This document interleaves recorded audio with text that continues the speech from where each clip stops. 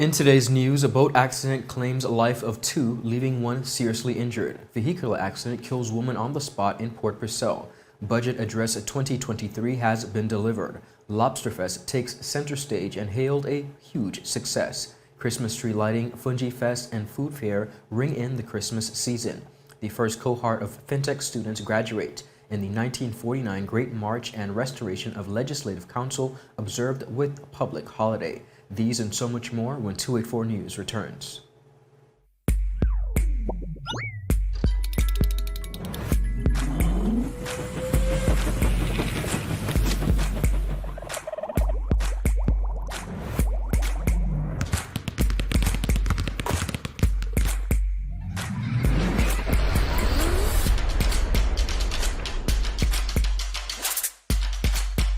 Freeze. Choose your mix. Choose your flavor.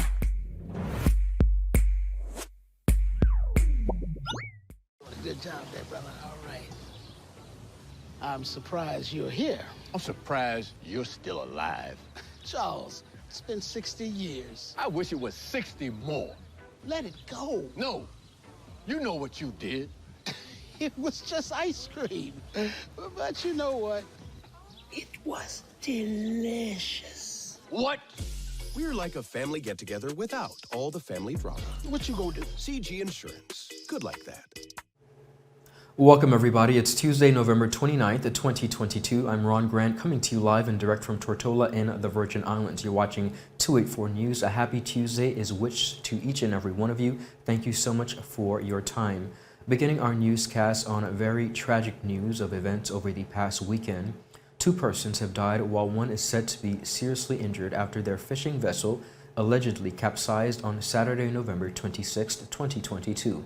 According to information from the Virgin Islands Search and Rescue, the fishing vessel was found capsized by another fishing vessel. One man who was found alive was the first to report that the other two persons were on the vessel with him were feared dead. Now, initial investigation suggests that the trio may have drifted at least 5 days ago before being found some miles off Virgin Gorda. The ill-fated vessel and crew are said to be from St. Martin. More details to come as they become available.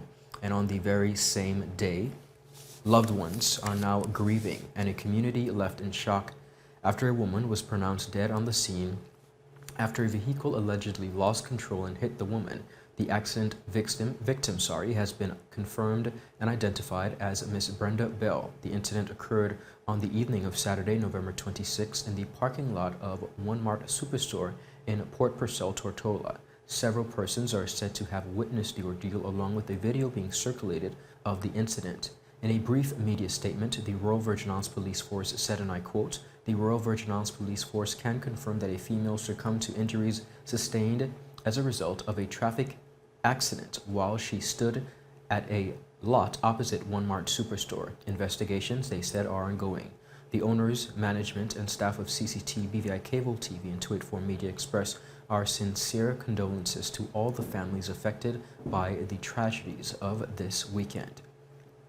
Premier and Minister of Finance, Dr. the Honorable Natalio D. Wheatley, has announced a 2022 budget of some $399.33 million, with the Ministry of Health to receive the largest percentage of the current allocations. Our Kamal Haynes has the report. Premier Dr. the Honorable Natalio Wheatley, in his role as Minister of Finance, revealed the budget figures for the 2023 fiscal year in the House of Assembly this morning. He said the numbers display a conservative projection, adding that it shows a healthy level of performance of the territory's economy, with expenditure figures that represent a decrease from the 2021 budget. The 2023 total budgeted expenditure of $399.33 million is a decrease by $21.17 million over the total revised expenditure for 2021 of $420.5 million. With 2023 recurrent revenues projected at $373.03 million. This is an increase of $11.68 million over 2022's actual revenues of $361.35 million. It should be noted that 2022 revised revenue estimates are just above 1.3%, or $4.7 million more than what was initially projected when the 2022 budget was passed last year. The 2023 projection is conservative, but the numbers show that the Virgin Islands economy is performing above expectations. Premier Wheatley also revealed that the Ministry of Health and Social Development is the recipient of the largest percentage of the total budget allocations, receiving some $73.07 million, or 18.3% of the total budget. The Ministry of Health and Social Development will receive $73.07 million, or 18.3% of the total budget allocations. Of this, $71.43 million is for recurrent expenditure and represents just below 20% of the recurrent budget. Some $1.64 million will go to development initiatives. The allocations to the Ministry of Communications and Works is $62.51 million, or 15.65% of the total budget. $48.66 million would be for recurrent expenditure and $13.85 million for development projects. Madam Speaker, education, youth development and sports are very important if we are to properly prepare the next generation of Virgin Islanders to carry forward and honor the dreams and aspirations of our ancestors. And hence, $55.7 million, or 13.95% of the budget, has been allocated to the Ministry of Education, Culture, Youth Affairs and Sports. Of this, $7.83 million will go towards development and $47.87 million for recurrent expenditure. The Governor's Group will receive 13.09% of the total budget allocations in 2023 in the sum of $52.3 million. $47.56 million is allocated for recurrent expenditure and $4.73 million for development. Madam Speaker, the Premier's office will receive $43.3 million, or 10.84% of the budget, $39.95 million for recurrent expenditure, and $3.36 million under development. The allocations to the Ministry of Finance total $37.18 million, or 9.31% of the total budget. Of this, $8.46 million is allocated for development. Allocations to the Ministry of Natural Resources and Labor total $7.77 million, accounting for 1.95% of the budget. $54.23 million, or 13.95% of the budget, is allocated for pensions, public debt and contributions to various funds. Further, $8.67 million is allocated to constitutionally established departments, and $4.61 million is allocated to miscellaneous recurrent expenses. The Finance Minister further said that revenues are projected to be in the range of $373.03 million, with $352.64 million to come from taxes. Looking at the budget numbers, the technical experts at the Ministry of Finance project revenues to government of $373.03 million. They anticipate $352.64 million to come from receipts of taxes and $20.39 million from other revenue sources. Recurrent expenditures estimated at $335.08 million. Some $128.92 million is allocated for employee compensation, $85.65 million for goods and services, and $81.23 million for grants to parastatals, statutory bodies and other organizations, and international bodies based on existing commitments. We have also made provisions of $8.55 million for property and other expenses, $1.5 million for subsidies, $6.6 million for interest payments, and $22.55 million for social benefits. The leader of government business indicated that $36.7 million of recurrent surplus is projected from his finance ministry. Through prudent financial management, the Ministry of Finance projects a recurrent surplus of approximately $36.7 million that would be realized. $21.18 million from the recurrent surplus will be transferred to the development fund. Additionally, budgetary support of $5.9 million will be required to cover some initiatives.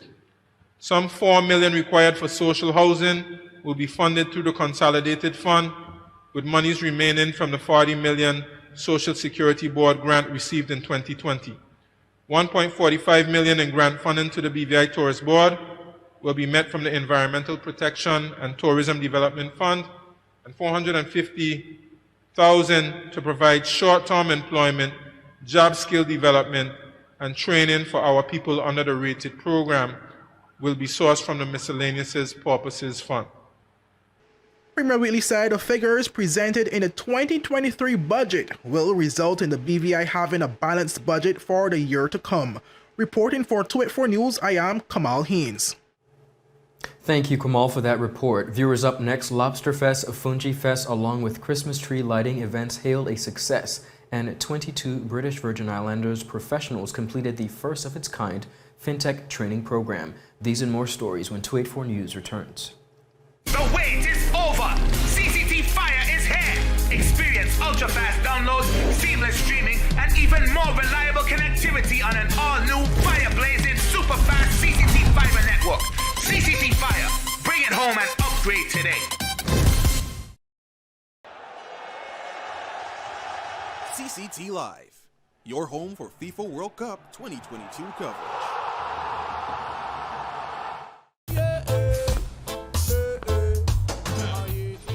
Father Jesus, that line here long like church service. Alright, do enjoy the rest of it then. Next customer line, please. Wait, hold on a second.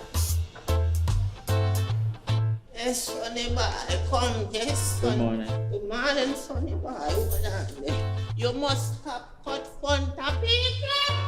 It's okay, I'll take care of it. What? No man, forget that. How may I assist you?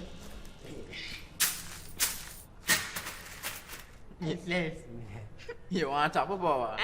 You want top of power?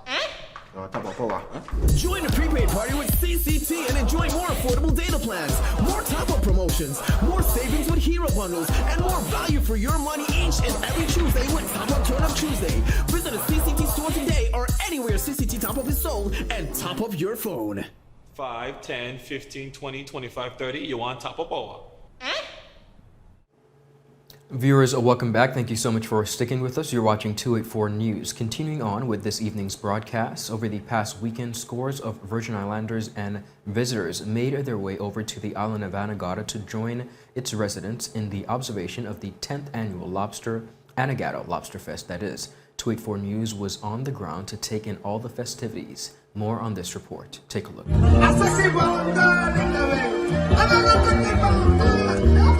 The 10th annual Anegada Lobster Fest has been hailed as a success by Director of Tourism Clive McCoy as a well-attended and well-executed event.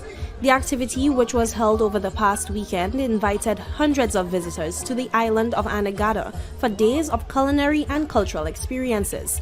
While the final figures have not yet been tallied, McCoy expects that this year's activity showed significant growth from the previous year.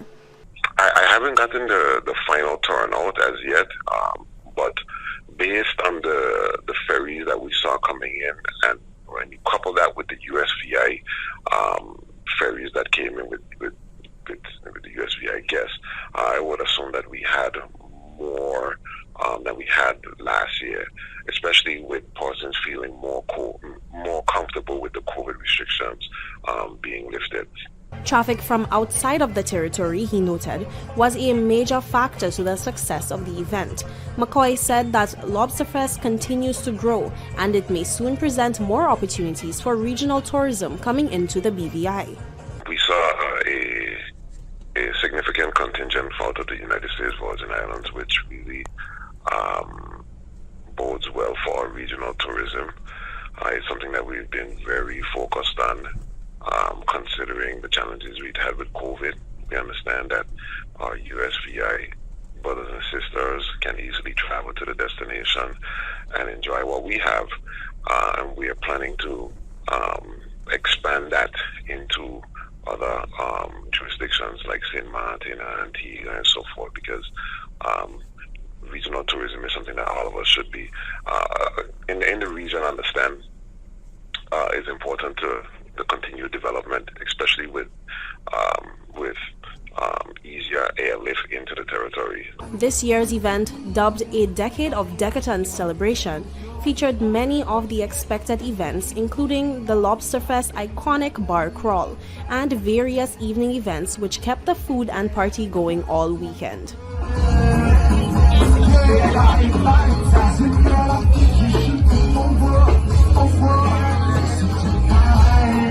It also featured some new attractions, including lobster ice cream featured by the Wonky Dog restaurant. Various departments from the government of the Virgin Islands were on the ground, each playing an important role to the success and safety of the event. To all, McCoy offered special thanks. I'd like to send a special shout out to all the government departments that enabled us to pull this off. A lot of the agencies like the police, customs, immigration, Visor, health services authority, and the list goes on. I hope I didn't miss anyone. You know, they are the backbone of this type of event, and they did extremely well in making sure that everyone had a safe and wonderful time. Here, the tourist board, Cannon Klein, and the rest of the team did what they had to do, and from all accounts, things went well, and I'm very proud of the effort that they put into making sure that we had a successful event. I also like to thank the Anegada community for coming out and participating at such a high level. I mean, I was very proud to see how many of them actually had entertainment, and the samples were great, and no complaints here. He noted that the tourism board intends to work with this momentum as it begins planning for next year's activity. The key is to start planning early, and we anticipate that come 2023, the Lobster Fest is going to be even better than we saw this year. So I don't want to preempt anything by giving away the goods, but there are some things that we have already started talking about to make it better for 2023. For 284 News, I am Jacques Wooding. We are so thankful for a safe and enjoyable 10th annual Lobster Fest 2022.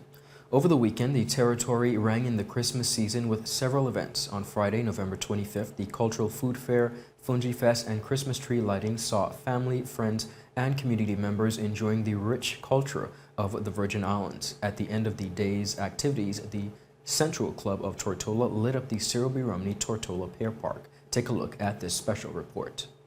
Over the weekend, the territory rang in the Christmas season with several events. On Friday, November 25th, the Cultural Food Fair, Fungi Fest, and Christmas tree lighting saw family, friends, and community members enjoying the rich culture of the Virgin Islands. At the end of the day's activities, the Central Club of Tortola lit up the Cyril B. Romney Tortola Pear Park tree. Various local food, pastries, and entertainment were also on display. Take a look at the exciting recap. Christmas coming, New Year coming, Christmas coming, with New Year coming. Mama, mama, mama, mama, mama, Christmas coming. Hey! Mama, mama, mama, mama. Oh, you want to be happy? Drink guava berry. I say you're feeling a little older. Drink cocoa.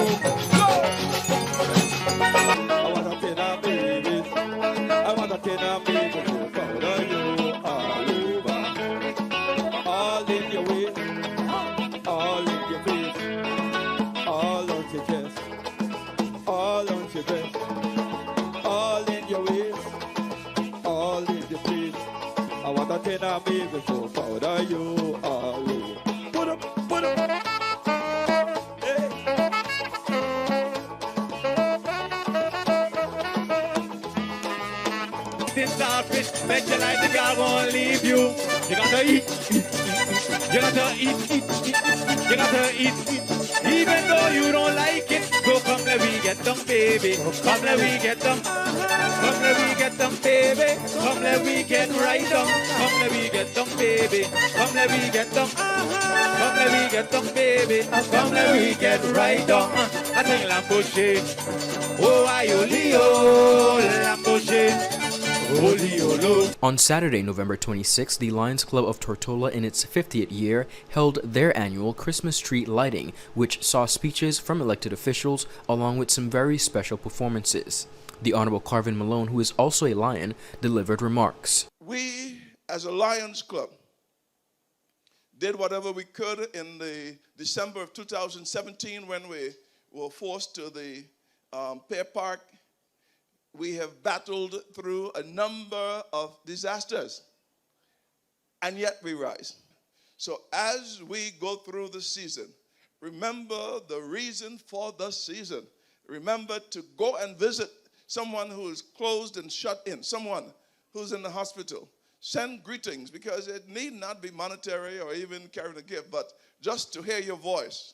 So Lions will do that again as they go through the caroling season, and Lions will make sure that we spread the joy and cheers through this particular season. Premier Natalia Wheatley addressed the audience and encouraged them to enjoy the season. And we're able to congregate again. Let's not take it for granted, the fact that we can spend time with each other and, spread joy. Certainly I want to congratulate the Lions Club over the years of doing their part in the community. But the true test for any community is how much we can do for our fellow woman and our fellow man.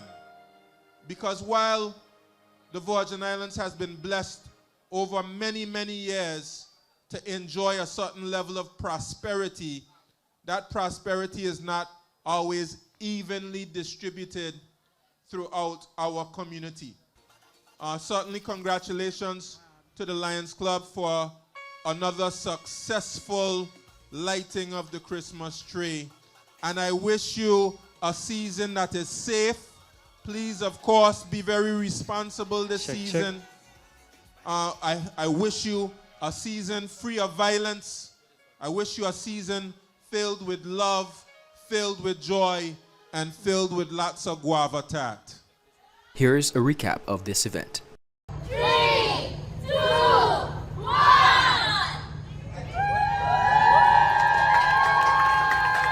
Let nature sing, let nature sing. Joy to the world, the Savior reigns. Let men their songs employ, while fields and floods, rocks, hills, celebrate, We celebrate and make to bring our day. Celebrate the birth of Jesus Christ again. We sing him of Christmas in the BVI. We celebrate Christmas in the BVI. We sing him of Christmas in the BVI. We celebrate Christmas in the BVI.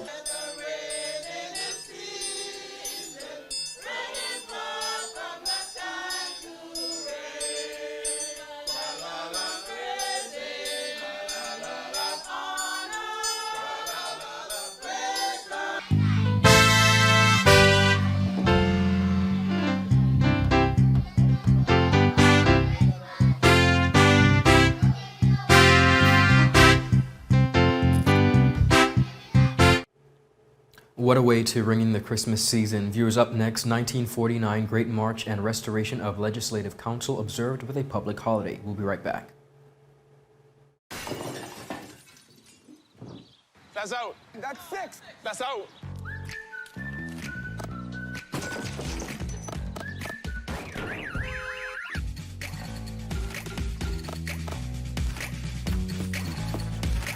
With worldwide medical coverage and affordable premiums, we're like a home match that isn't played at your actual home. CG Insurance. Good like that. My turn. Oh, come on, guys. So you're saying I can ask this cat any question? The cat is connected to the computer. You just type in the question, it will read his mind. There the answer comes.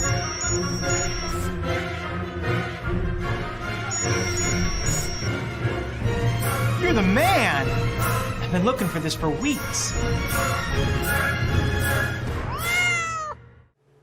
Viewers, welcome back and thank you so much for sticking with us. On Monday, November 28th, the Virgin Islands observed a public holiday in commemoration of the 1949 Great March and Restoration Day.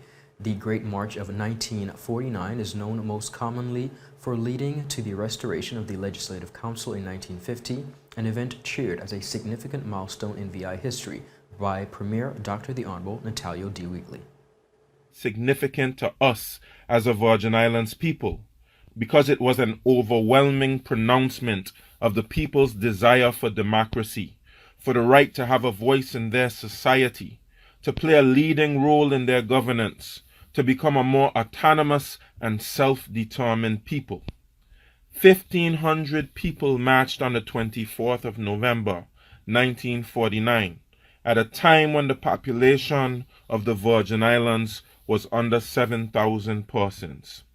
This means between 20 and 25% of the population marched at a time when we had no social media, no ferries, none of the modern conveniences that we have today. The Premier noted that the actions of those who marched that day turned the tide for the Virgin Islands, ultimately setting things into motion for a greater level of democracy in the territory by way of allowing people to vote and select representatives who worked on their behalf. Dr. Wheatley also cheered the Legislative Council for its contributions to the development of the economy, tourism, and financial services industry, improvement to healthcare, education, and labor practices, and much more, dubbing them architects of the Virgin Islands we have today. We have highly educated people. We have low crime. We are polite and hospitable. We are hardworking and innovative. We are entrepreneurial, with a high degree of land and home ownership. No, we are not perfect. Yes, we have our faults, but we have done a good job of building our society, which attracts people from all over the world. We can be proud of what we have achieved. Taking time to know what he calls the success of the incumbent administration in warding off the threat of direct rule from the United Kingdom, following the release of the Commission of Inquiry, Wheatley said that the actions of the unity government were another show of the firm belief that democracy is the key to improving systems of governance. Let us not take our democracy for granted. Theodore Faulkner, Isaac Fonseca, Carlton de Castro, and the 1,500 worked too hard to claim it. We must not allow our House of Assembly to be taken away. Hope Stevens and the Civic League worked too hard. We must not allow our cabinet to be taken away. Those who ushered in ministerial government toiled too hard. We must raise up a new generation of leaders who will reform and strengthen our institutions and lead us to our ultimate destination on the road to self-determination. A special documentary entitled March On Virgin Islanders March On was released in honor of the historical March on Monday. It featured some significant highlights including the 1789 Josiah's Bay riot, the 1811 testimony of Pirine Georges, another important Josiah's Bay riot in 1823, the 1853 cattle tax riot, a rebellion against a heavy-handed government taxation, and the 1890 Long Look uprising with ringleader Christopher Fleming. The documentary was made through a collaboration between the Government of the Virgin Islands, Virgin Islands Communal Association, and the H. Lavely South Community College Virgin Islands Studies Institute. Viewers, that is it for today's news roundup. Be sure to follow us on all our social media platforms for a number of stories on 284media.com, as well as Facebook, Instagram, and Twitter, in addition to our feature interviews. Do have a beautiful rest of the day. I'm Ron Grant reporting for 28 News. Happy Tuesday. I'll see you tomorrow. Bye-bye. Is business slow? Cash flow down? Hosting an upcoming event? We can help. Advertise with 284 Media and take your business or event to the next level by enhancing your present marketing and messaging strategies. Allow our team of experts to create a personalized ad that sets your business apart from all the rest. This could be your business or event. So, what are you waiting for? Contact our marketing team at 284media@cctbvi.com.